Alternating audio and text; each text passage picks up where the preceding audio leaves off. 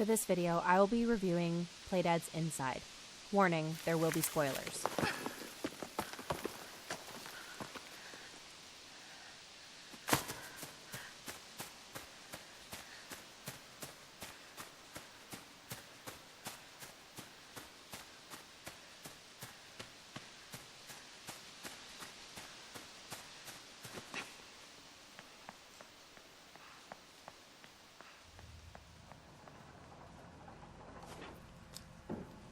Let's talk mechanics. The game lacks dialogue, narration, and words of any kind. You are thrown right into this boy's world. There is no tutorial, but the commands are standard. You can use a controller or WASD on your keyboard. When your character dies, and you'll die a lot at first, you actually gain more empathy and connection to him. The game challenges the player's environmental awareness, problem-solving skills, and creative use of the mechanics. As the game progresses, you have to find new ways of using what you've learned. There are various things you learn you can do during gameplay. There are helmets used to control what appear to be animated corpses. There are boxes that propel themselves upwards. You will learn to breathe underwater, reverse gravity, and learn to control the amalgamation of dozens of fused bodies.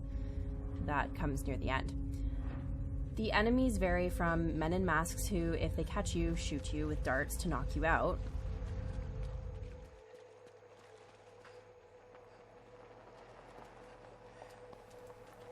Sick pigs who are afflicted with worms. Then we have the long-haired figures who chase you in water. They have been dubbed mermaids. The aesthetics in Inside are simple. The developers used a monochrome palette and put the boy in a red sweater to make him stand out as important. He is also given bright skin tone, and although he has no facial features, the character movement when running and the audible sounds of breathing give you all of the expression and emotion necessary. The red in his sweater I can actually connect with Schindler's List. There is a little girl who wears a red coat, and with everything else being undersaturated and monochrome, she stood out as someone important. The red can also foreshadow a character's demise. The sound design is amazing. The music is fairly minimal to emphasize surroundings. The music will also peak at key points in the game for you to take notice or feel curious. It also signifies progression or when you've done something right. Our character's auditory reactions like breathing heavily suggest tension and suspense. Let's discuss our story. The story is told through environment. When we begin the game, we start off in what seems to be a fairly open world. As the game progresses, the environment grows increasingly more confined, and you're led to wonder if you should be heading in the direction you are. You see that humans, or at least what appear to be humans, are being taken, stored, moved around for what purpose, we're not sure. Worms are a key element in this story. Their purpose isn't quite clear either.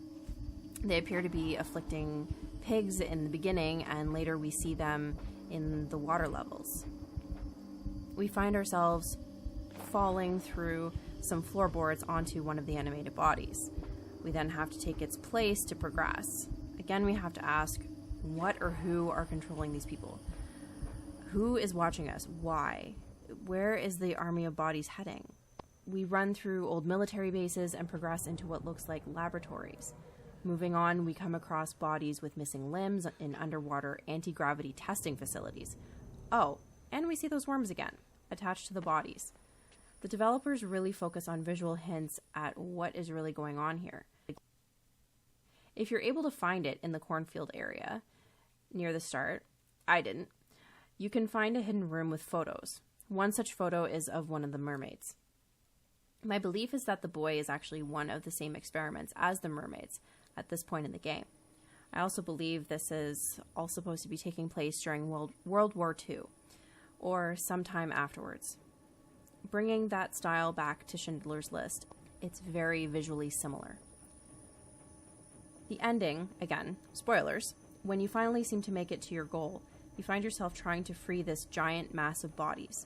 It absorbs you, and you are now it and are in control. You seem to rampage the facility, and then the workers begin helping you. Why? You also come across a diorama of a beach. Why again? Our amalgamation rolls out of the final barrier and onto a beach. you can no longer control the creature. The beach looks exactly like the diorama. So why go through all of this? What was our purpose in going through everything we went through? I have a few theories. One, the experiment was setting us free from the very beginning and creating the entire environment that we just went through. Two, it started out as us escaping, and then in order to get us back, they had the creature somehow communicate and call to us, overpowering our will. Three, no one had control. They had some predictions over what we would do, but ultimately had no idea if they could control us. It's also possible everything happened when they weren't prepared for it. The beauty of Inside is that it really is an art form. True art can be interpreted and different for different people. The imagination is so powerful that we can fill in the gaps. It is a welcome change from simply being given a play-by-play of what is happening to our character. I was on edge and jumpy throughout the entire game, which is how I would imagine our character to feel. Inside, in my opinion, is put together in a balanced, polished way, and although similar to Limbo, offers many more options of interpretation. And that concludes my review. I hope you enjoyed learning a little bit about Inside, and thanks for listening.